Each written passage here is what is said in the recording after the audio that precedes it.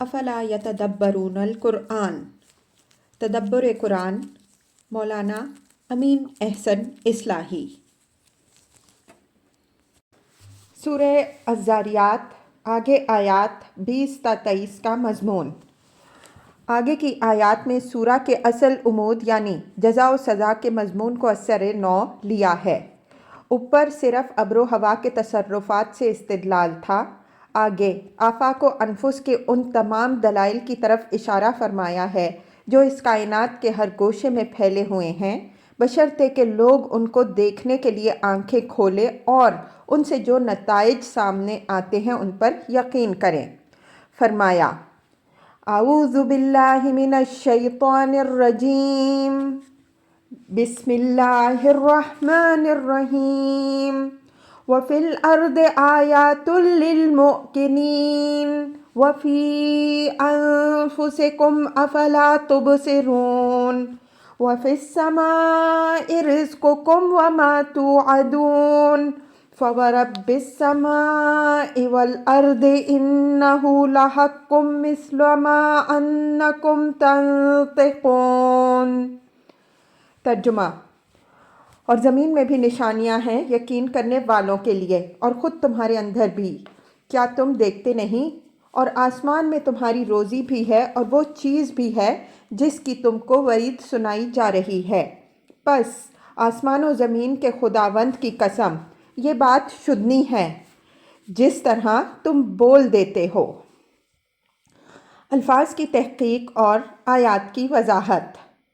وفی الارض آیات للموقنین، اوپر جزا و سزا کی جو نشانیاں مذکور ہوئی ہیں، اس آیت کا عطف انہی پر ہے۔ ابر و ہوا کی نشانیوں کا تعلق صرف زمین و آسمان کے درمیان کی نشانیوں سے ہے۔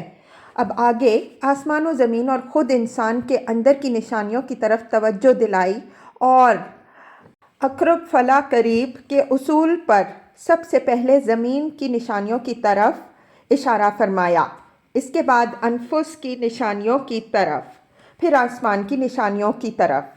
یوں تو ان چیزوں سے قرآن نے اپنی دعوت کے تمام بنیادی حقائق، توحید، میعاد، رسالت پر استدلال کیا ہے، جس کی تفصیل پچھلی صورتوں میں گزر چکی ہے، لیکن یہاں سورہ کے عمود کے تقاضے سے صرف میعاد اور جزا و سزا کی نشانیوں ہی کی طرف اشارہ ہے۔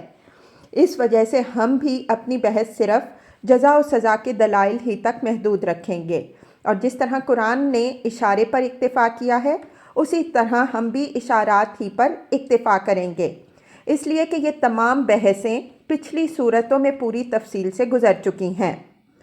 سب سے پہلے سورہ نبا کی مندرجہ ذیل آیات پر ایک نظر ڈال لیجئے، جن میں قرآن نے زمین و آسمان اور ان کے درمیان کی تمام مختلف چیزوں سے معاد اور جزا و سزا پر استدلال فرمایا ہے۔ ارشاد ہے أَلَمْ نَجْعَلِ الْأَرْضَ مِهَادًا وَالْجِبَالَ أَوْتَادًا وَخَلَقْنَاكُمْ أَزْوَاجًا وَجَعَلْنَا نَوْمَكُمْ سُبَاتًا وَجَعَلْنَا اللَّيْلَ لِبَاسًا وَجَعَلْنَا النَّهَارَ مَعَاشًا وَبَنَيْنَا فَوْقَكُمْ سَبْعًا شِدَادًا وَجَعَلْنَا سِرَاجًا وَهَّاجًا وَأَنزَلْنَا مِنَ الْمُعْصِرَاتِ مَاءً ثَجَّاجًا لِنُخْرِجَ بِهِ حَبًّا وَنَبَاتًا وَجَنَّاتٍ أَلْفَافًا إِنَّ يَوْمَ الْفَصْلِ كَانَ مِيقَاتًا۔ النبا 6 تا 17۔ کیا ہم نے زمین کو ایک گہوارہ نہیں بنایا اور اس میں پہاڑوں کی میخیں نہیں گاڑیں، اور تم کو جوڑے جوڑے نہیں پیدا کیا، اور تمہاری نیند کو دافع کلفت نہیں بنایا، اور رات کو پردہ پوش نہیں بنایا، اور دن کو معاش کا وقت نہیں ٹھہرایا، اور تمہارے اوپر 7 محکم آسمان نہیں بنائے، اور اس میں ایک چراغ روشن نہیں رکھا، اور بدلیوں سے دھڑ دھڑاتا پانی نہیں برسایا تاکہ اس سے غلے اور نباتات اور گھنے باغ اگائیں۔ بے شک فیصلے کا دن مقرر ہے۔ ان آیات میں اپنی قدرت، رحمت اور ربوبیت کے ان گوناگوں آثار سے جو آسمان، زمین اور اس کے درمیان موجود ہیں اور جن کا مشاہدہ ہر شخص بادنیٰ توجہ کر سکتا ہے، اللہ تعالیٰ نے یہ حقیقت ثابت کی ہے کہ یہ کارخانہ بے مقصد اور عبث نہیں ہو سکتا۔ اس وجہ سے لازم ہے کہ ایک ایسا دن آئے جس میں اس کا خالق نیکوں اور بدوں کے درمیان فیصلہ فرمائے۔ اس دلیل کے ہر پہلو کی وضاحت سابق صورتوں کی تفسیر میں ہو چکی ہے، اس وجہ سے یہاں ہم مختصر الفاظ میں زمین کی چند نشانیوں کی طرف جو جزا و سزا پر دلیل ہیں اشارہ کریں گے۔ امکان میعاد پر قرآن نے زمین کے آثار سے یوں دلیل قائم کی ہے کہ دیکھتے ہو کہ زمین بالکل مردہ اور بے آب و گیاہ ہوتی ہے، اس کے کسی گوشے میں بھی زندگی اور رویدگی کا کوئی نشان نہیں ہوتا کہ اللہ تعالیٰ اپنی رحمت کی گھٹا بھیجتا ہے اور بارش کا ایک چھینٹا اس کو زندگی اور شادابی سے معمور کر دیتا ہے۔ غور کرو کہ جو خدا اپنی قدرت کی یہ شان برابر دکھا رہا ہے، وہ لوگوں کے مر کھپ جانے کے بعد ان کو دوبارہ زندہ کرنا چاہے گا تو کیا نہیں کر سکے گا؟ اس زمین میں رب کریم نے اپنے بندوں کی پرورش کے لیے جو گوناگوں اہتمام کر رکھے ہیں، ان کا حوالہ دے کر یہ سوال کیا ہے کہ کیا جس رب کریم نے تمہاری پرورش کے لیے یہ سامان کر رکھا ہے، وہ تمہیں اس زمین میں یوں ہی مطلق العنان چھوڑے رکھے گا اور کوئی ایسا دن نہیں لائے گا جس میں وہ ان لوگوں سے باز پرس کرے جنہوں نے اس کی بخشی ہوئی نعمتوں کو اسی کے خلاف بغاوت کا ذریعہ بنایا ہو، اور ان لوگوں کو انعام دے جنہوں نے اس کی نعمتوں کا حق پہچانا ہو۔ کیا تم ایسے حکیم اور کریم پروردگار کے متعلق یہ گمان رکھتے ہو کہ وہ کوئی کھلنڈرا ہے جس کی نگاہوں میں نیکی و بدی یکساں ہیں؟ اور کیا تم اس فریب نفس میں مبتلا ہو کہ تمہارے رب کی یہ بے پایاں نعمتیں تم پر کوئی ذمہ داری عائد نہیں کرتی ہیں؟ اس زمین میں قوموں کی تباہی کے جو آثار قرآن نے ان کی طرف بھی قرآن نے ان کی طرف بھی توجہ دلائی ہے اور واضح فرمایا ہے کہ یہ قومیں اپنے طغیان و تمرد کے باعث اللہ تعالیٰ کے عذاب سے تباہ ہوئیں۔ ان کی تباہی کے بعد ان کے آثار اس نے اس لیے محفوظ رکھے کہ ان کے بعد آنے والی قومیں اس سے سبق حاصل کریں کہ اس کائنات کا خالق اس دنیا کے خیر اور شر سے بے تعلق نہیں ہے، بلکہ وہ سب کچھ دیکھ رہا ہے۔ چنانچہ جب کسی قوم کا طغیان حد سے متجاوز ہو جاتا ہے تو وہ لازماً اس کے قانون مکافات سے دوچار ہوتی ہے۔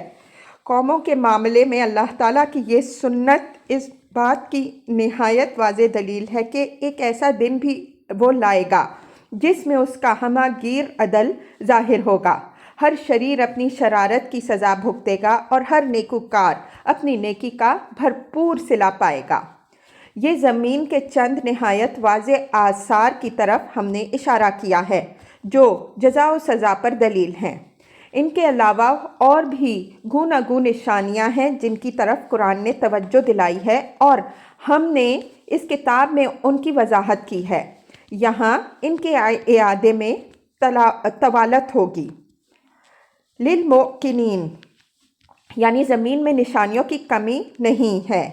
قدم قدم پر نشانیاں موجود ہیں، بشرطے کہ دیکھنے والی آنکھیں، غور کرنے والی عقلیں اور غور و فکر کے نتائج پر یقین کرنے والے دل ہوں۔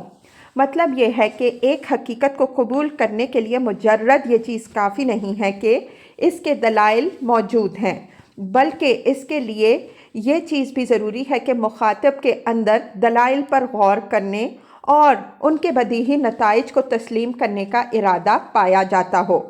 اگر آدمی کے اندر یہ ارادہ نہ ہو تو وہ واضح سے واضح حقیقت کو جھٹلا دینے کے لیے کوئی نہ کوئی بہانہ تلاش کر ہی لیتا ہے۔ اس دنیا میں حقائق کی تکذیب صرف اس وجہ سے نہیں ہوئی کہ ان کے حق میں دلائل نہیں تھے یا ان کو پیش کرنے والے موجود نہیں تھے، بلکہ اکثر و بیشتر نہ ماننے کی خواہش ان کی تکذیب کی محرک ہوئی ہے، اور یہ ایک ایسی بیماری ہے جس کا علاج کسی کے پاس نہیں ہے۔ وَفِي أَنفُسِكُمْ أَفَلَا تُبْصِرُونَ، یہ روز جزا و سزا پر انفس کے دلائل کی طرف اشارہ ہے۔ قرآن نے جس طرح آفاق سے اپنی دعوت کے تمام بنیادی اجزاء پر استدلال کیا ہے، اسی طرح انفس سے بھی تمام اصولی مطالب پر دلیل قائم کی ہے جن کی وضاحت اس کتاب میں ان کے محل میں ہم کرتے آ رہے ہیں۔ یہاں ہم بالاجمال صرف جزا و سزا سے متعلق چند باتوں کی طرف اشارہ کریں گے۔ قرآن نے جگہ جگہ انسان کی خلقت کی طرف توجہ دلائی ہے کہ جو خدا حقیر پانی کی ایک بوند کو مختلف اطوار و مراحل سے گزار کر ایک بھلا چنگا انسان بنا کھڑا کرتا ہے اور اس کو گوناگون ظاہری اور باطنی صلاحیتوں سے آراستہ کر دیتا ہے، کیا اس کے لیے یہ ناممکن خیال کرتے ہو کہ تمہارے مر کھپ جانے کے بعد تم کو از سر نو زندہ کر کے اٹھائے اور تمہارے تمام اعمال و اقوال کا حساب کرے؟ جب پہلی بار تمہارا پیدا کیا جانا اس کے لیے ناممکن نہیں ہوا تو دوبارہ یہی کام اس کے لیے کیوں ناممکن ہو جائے گا؟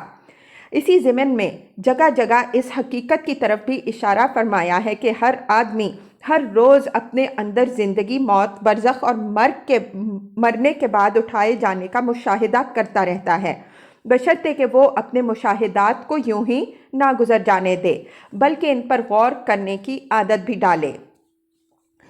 انسان کو اللہ تعالیٰ نے عقل، ادراک اور علم کی جن صلاحیتوں سے آراستہ فرمایا ہے اور جن فطری قوتوں اور قابلیتوں سے اس کو مسلح کیا ہے، ان کی روشنی میں یہ حقیقت واضح فرمائی ہے کہ انسان زمین کے دوسرے جانداروں کی طرح اس زمین ہی کی مخلوق نہیں ہے بلکہ اس کا مرتبہ بہت بلند ہے۔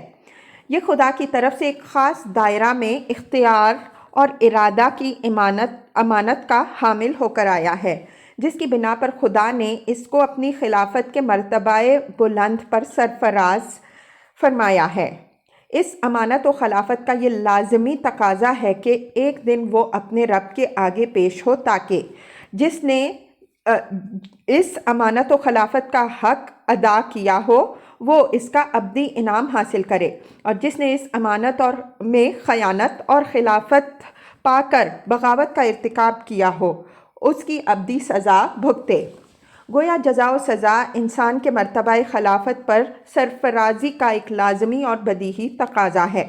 یہ دلیل قرآن میں بھی بیان ہوئی ہے اور سیدنا مسیح علیہ السلام نے بھی اس کو نہایت خوبصورت تمثیلوں سے واضح فرمایا ہے۔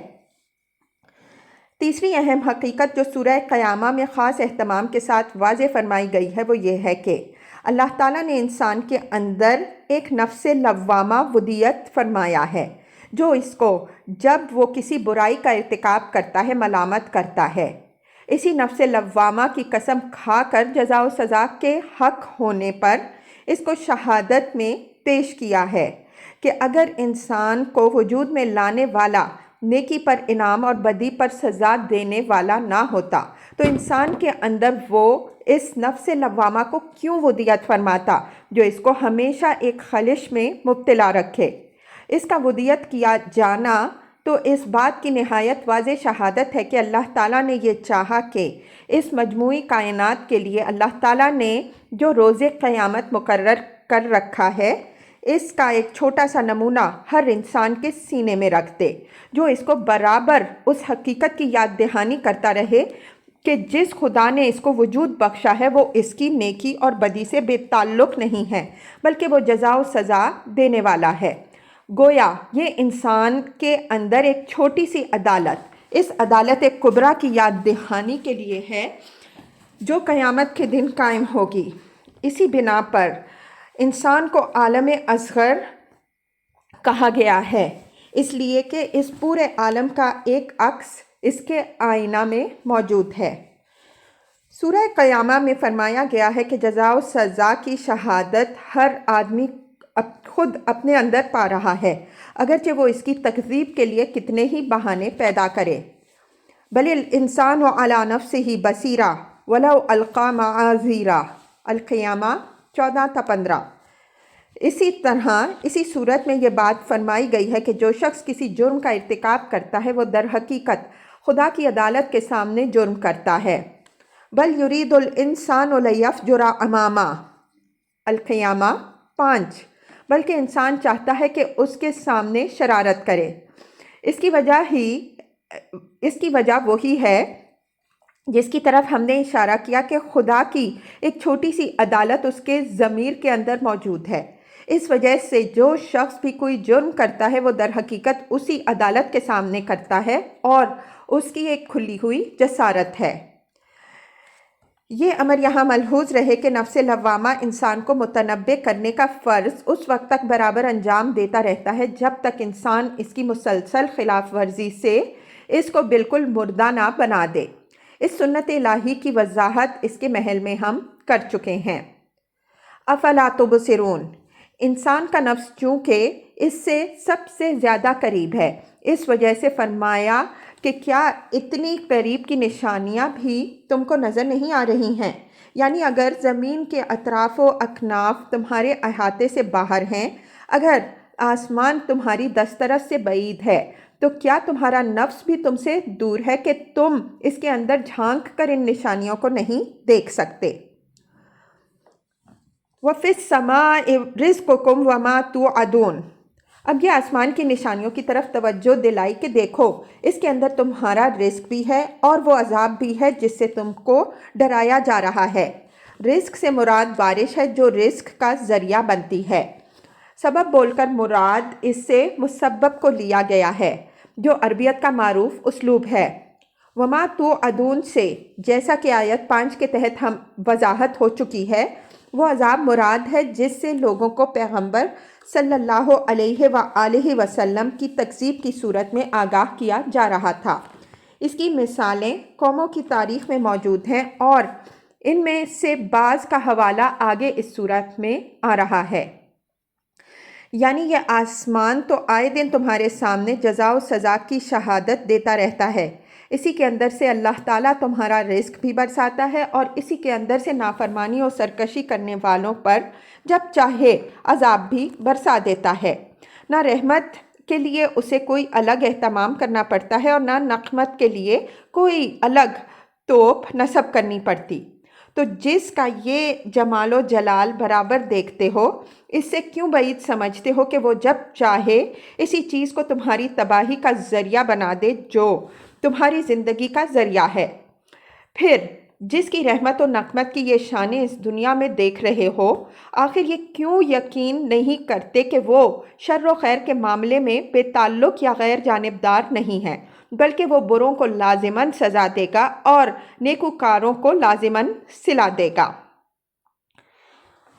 فَوَرَبِّ السَّمَاءِ وَالْأَرْضِ إِنَّهُ لَحَقٌّ مِثْلَ مَا أَنَّكُمْ تَنطِقُونَ، اب یہ ان تمام نشانیوں کو سمیٹ دیا اور آسمان و زمین دونوں کے رب کی قسم کھا کر فرمایا کہ جس روز جزا و سزا کی تم کو یاد دہانی کی جا رہی ہے اور پیغمبر کی تکذیب کے جس نتیجے سے تم کو ڈرایا جا رہا ہے وہ شدنی ہے، اس میں خدا کو ذرا بھی مشکل نہیں پیش آئے گی۔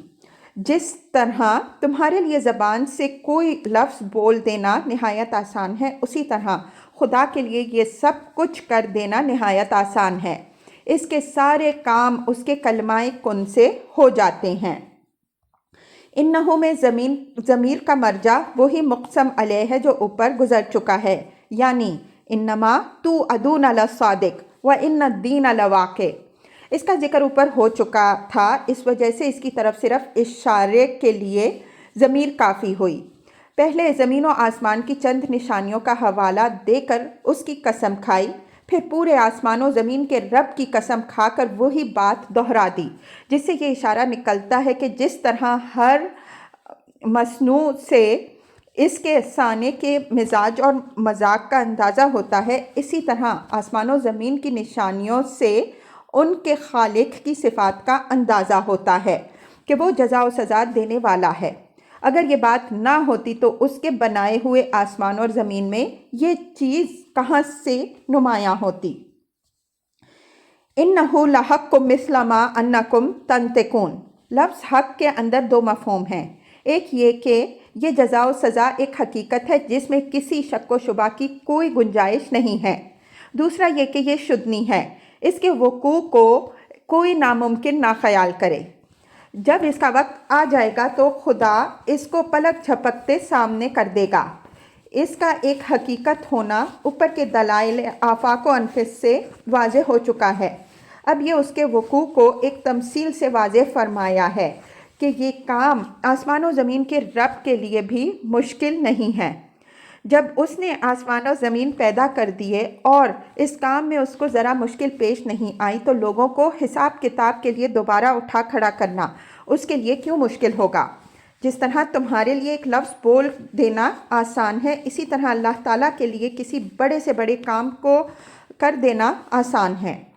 اس کو کسی کام کے لیے کوئی اہتمام یا سر و سامان نہیں کرنا پڑتا، بلکہ وہ ہر کام اپنے کلمہ کن سے چشم زدن میں کر دیتا ہے۔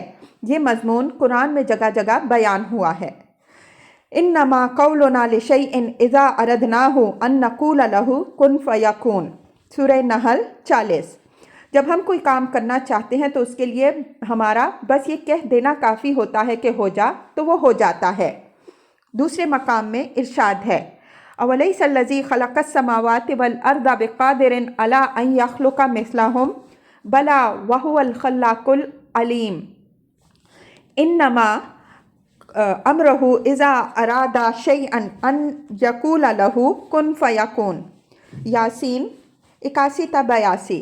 کیا وہ ذات جس نے آسمانوں اور زمین کو پیدا کیا اس بات پر قادر نہیں ہوگی کہ ان کے مثل پیدا کر دے؟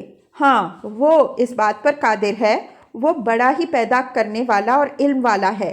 اس کی قدرت کا حال تو یہ ہے کہ جب وہ کسی کام کے کرنے کا ارادہ کرتا ہے تو اس کو کہتا ہے کہ ہو جا، تو وہ ہو جاتا ہے۔ بعض مقامات میں یہ بات بھی واضح فرمائی ہے کہ اس دنیا کو دوبارہ پیدا کر دینا تو اس کے لیے اول بار پیدا کرنے سے بھی زیادہ آسان ہے۔ وَهُوَ الَّذِي يَبْدَأُ الْخَلْقَ ثُمَّ يُعِيدُهُ وَهُوَ أَهْوَنُ عَلَيْهِ، سورہ الروم 27۔ اور وہی ہے جو خلق کا آغاز بھی کرتا ہے اور پھر اس کا اعادہ کرے گا، اور یہ اس کے لیے اس سے بھی آسان ہے۔ یہ حقیقت بھی ملحوظ رکھیے کہ یہ تمثیل بھی ہمارے سمجھانے کے لیے محض ایک تمثیل ہے، ورنہ اصل حقیقت یہ ہے کہ ہمارے لیے ایک لفظ کو بولنا بھی اتنا آسان نہیں جتنا اللہ تعالیٰ کے لیے سارے جہان کو پیدا کر دینا ہے۔ ہم ایک لفظ بولنے کے لیے نہ جانے کتنے ادوات اور آلات کے محتاج ہیں، جو سب کے سب خدا کے بخشے ہوئے ہیں، اور اللہ تعالیٰ کسی چیز کا بھی محتاج نہیں ہے۔ اسی طرح قرآن میں بعض جگہ کلمہم بالبصر، پلک جھپکنے کی تمثیل آئی ہے۔ وما امرنا الا واحدۃ کلمہم بالبصر، سورہ القمر 50۔ ہمارا حکم تو بس پلک جھپکنے کی طرح ہے۔ یہ بھی ایک تمثیل ہے جس سے ہمیں اس کے اختیار مطلق کا تصور ہوتا ہے۔ ان تمثیلات اور تشبیہات سے متعلق وہ حقیقت ہمیشہ مستحضر رکھیے جو سورہ آل عمران میں بیان ہوئی ہے۔ یہاں استاذ امام رحمہ اللہ کا ایک نقطہ قابل ذکر ہے۔ اوپر زمین، نفس اور آسمان کی جن نشانیوں کی طرف اشارہ فرمایا گیا ہے، ان کے باہمی نظم کی وضاحت اپنی تفسیر میں مولانا رحمہ اللہ نے یوں فرمائی ہے۔ اس جامع کلام کے اندر جو خوبصورت ترتیب پائی جاتی ہے اور اقرب فالاقرب کا جو اصول اس میں ملحوظ ہے، پچھلے مباحث سے بڑی حد تک اس کی وضاحت ہو گئی ہے، لیکن اس پر مزید غور کیجئے تو ایک اور لطیف نقطہ بھی سامنے آئے گا۔ اس پیرے میں وَفِي الْأَرْضِ آیَاتٌ سے لے کر وَمَا تُوعَدُونَ تک پہلے زمین کا ذکر آیا، پھر نفس کا، پھر آسمان کا۔ غور کیجئے تو معلوم ہوگا کہ نفس ایک ایسی چیز ہے جو زمین اور آسمان دونوں کے درمیان ہے، اور اس کے اندر دو پہلو ہیں، ایک مادی، دوسرا روحانی۔ ایک پہلو سے یہ زمین کی طرف رجحان رکھتا ہے اور دوسرے پہلو سے آسمان کی طرف۔ اس کے بعد ان تینوں کے اندر جو نشانیاں پائی جاتی ہیں ان کی طرف اشارہ فرمایا۔ پھر فَوَرَبِّ السَّمَاءِ وَالْأَرْضِ إِنَّهُ لَحَقٌّ، آسمان اور زمین کے رب کی قسم یہ حق ہے، فرما کر اس جامع دلیل سے پردہ اٹھایا ہے جو انسان کے دوبارہ اٹھائے جانے اور جزا و سزا کی اصل دلیل ہے، یعنی اللہ تعالیٰ کی ربوبیت اور اس کی پروردگاری کی دلیل ہے۔ پھر مثل ما انکم تنطقون، جس طرح تم بولتے ہو کی تمثیل کے ذریعہ سے اس استدلال کو تقویت پہنچائی ہے، اور تمثیل اسی نفس کی صفات سے ماخوذ ہے جو ایک عالم اصغر ہونے کے پہلو سے تمام زمین و آسمان کا ایک آئینہ ہے۔ یہ گویا اوپر والی بات وَفِي أَنفُسِكُمْ أَفَلَا تُبْصِرُونَ کی طرف اشارہ ہوا۔ تفسیر سورہ زاریات، فراہی رحمہ اللہ۔